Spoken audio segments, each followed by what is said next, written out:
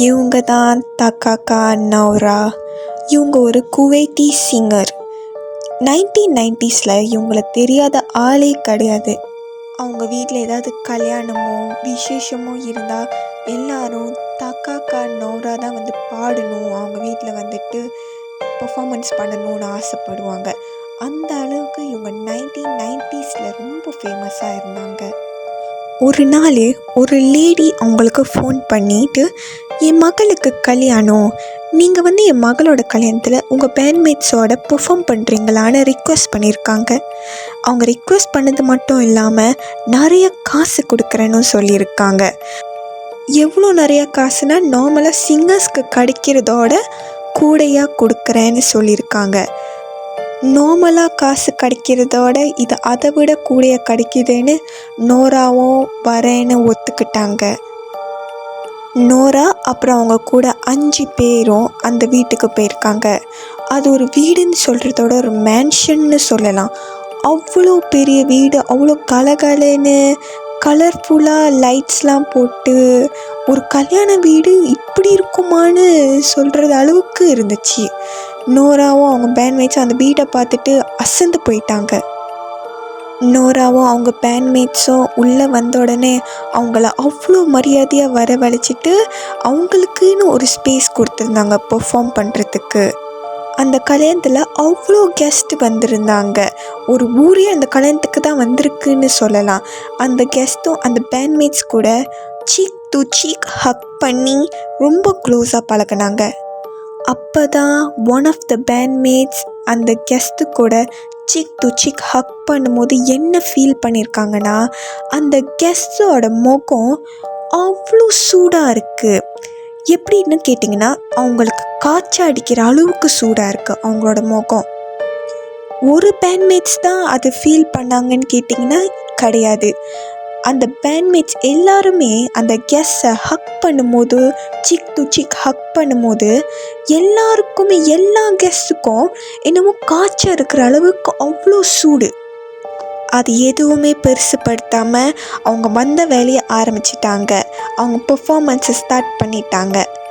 அவங்க பாட ஆரம்பிக்கும் போது அந்த பேண்ட்மேட்ஸ்னால் இன்ஸ்ட்ருமெண்ட்ஸ் ப்ளே பண்ணும்போது அந்த கெஸ்ட் எல்லாமே ஆட ஆரம்பிச்சிட்டாங்க. அவங்க பாட பாட கெஸ்ட்லாம் டயர்டாகவே ஆகாமல் என்ஜாய் பண்ணி ஆடினாங்க. ஆரம்பத்திலலாம் கெஸ்ட் நல்லா தான் ஆடிக்கிட்டு இருந்தாங்க.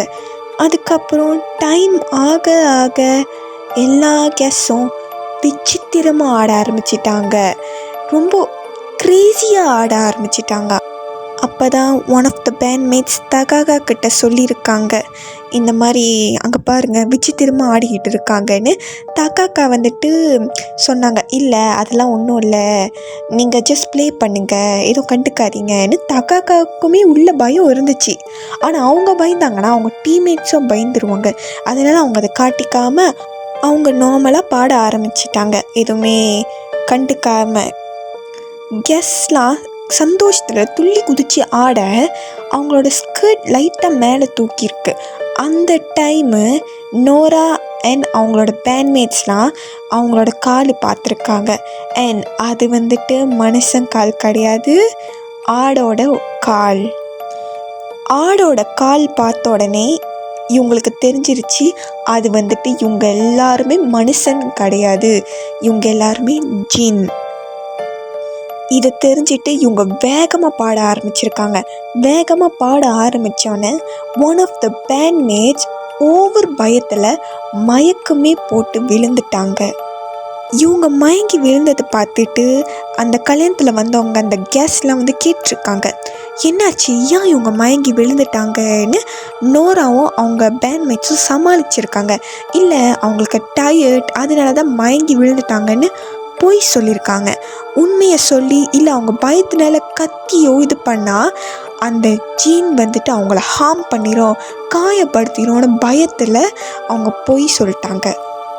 அப்போ தான் அந்த கெஸ்ட்லாம் இவங்களுக்குன்னு, இந்த பேண்ட்மேட்ஸ்க்குன்னு ஒரு ப்ரிப்பரேஷன் ரூம் கொடுத்துருந்தாங்க. அந்த ரூமில் நீங்கள் கொஞ்சம் நேரம் ரெஸ்ட் எடுங்கன்னு அந்த ரூமில் போக சொல்லியிருக்காங்க. அப்போ தான் நோரா அவங்க பேண்ட்மேட்ஸ் கிட்ட சொல்லியிருக்காங்க, உங்களுக்கே தெரியும், இங்கே இருக்கிறவங்க எல்லாம் மனுஷனுங்க கிடையாது, யாரும் கத்தவோ எதுவுமே பண்ணாதீங்க, இல்லைன்னா அது வந்துட்டு நம்மளை ஹார்ம் பண்ணிரும், ரிலாக்ஸாக கட்டிக்கோங்க, முகத்தில் பயமே காட்டாதீங்கன்னு. அங்கேருந்து சுலபமாக தப்ப முடியாதனால மார்னிங் ப்ரேயர்ஸ் ஆரம்பிக்கிற வரைக்கும் பாட ஆரம்பிச்சிருக்காங்க. அப்போ தான் திடீர்னு பவர் கட் ஆயிருச்சு. பேண்ட்மேட்ஸ்லாம் கத்த ஆரம்பிச்சிருக்காங்க. நோரா சமாதானப்படுத்திட்டு அவங்க வேகமாக சாமி கும்பிட ஆரம்பிச்சிருக்காங்க. அதுக்கப்புறம் அந்த இடத்த விட்டே வெளியே ஓடிட்டாங்க.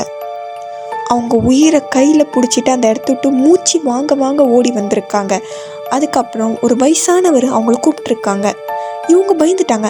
அவரும் வந்துட்டு அந்த பேயா ஜீனா அவங்கள கூப்பிடுறதுன்னு. ஆனால் வந்துட்டு அவர் வந்துட்டு சாதாரண ஒரு மனுஷன்தான், அவர் பேய் கிடையாது.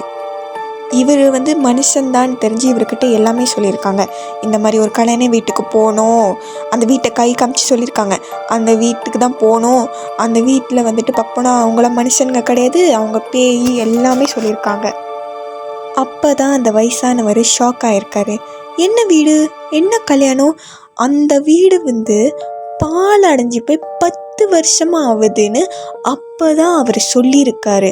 இதை பார்த்து நோராவும் அவங்க பேண்ட்மேட்ஸும் திரும்பி பார்த்துருக்காங்க. பார்த்தா அந்த வீடு ஒரு பால் அடைஞ்சி போய் கிடக்குது. அந்த வயசானவர் சொல்லியிருக்காரு, இந்த வீடு 10 வருஷமாக இப்படி தான் கிடக்குது, இந்த வீட்டோட ஓனர் விட்டு போனது, அதுக்கப்புறம் யாரும் வாங்கவே கிடையாது, இந்த வீட்டில் பேய்ங்க தான் சுற்றிக்கிட்டு இருக்குன்னு. இதை கேட்டதுக்கப்புறம் நோராவும் அவங்க பேண்ட்மேட்ஸும் பயந்து போயிட்டாங்க. அண்ட் இந்த இன்சிடெண்ட்க்கு அப்புறம் தான் நோரா முடிவு பண்ணிட்டாங்க, இதுக்கப்புறம் அவங்க எந்த கல்யாண வீட்லேயும் பாட மாட்டாங்க, அவங்க பாடவே மாட்டாங்கன்னு முடிவு பண்ணிட்டாங்க. அவங்க ரிட்டையராகவே ஆயிட்டாங்க இந்த இன்சிடெண்ட்க்கு அப்புறம். அவ்வளோதான் இந்த கதை. இந்த வீடியோ பிடிச்சிருந்துச்சுன்னா லைக் பண்ணுங்கள், ஷேர் பண்ணுங்கள், சப்ஸ்கிரைப் பண்ணுங்கள். தேங்க்யூ.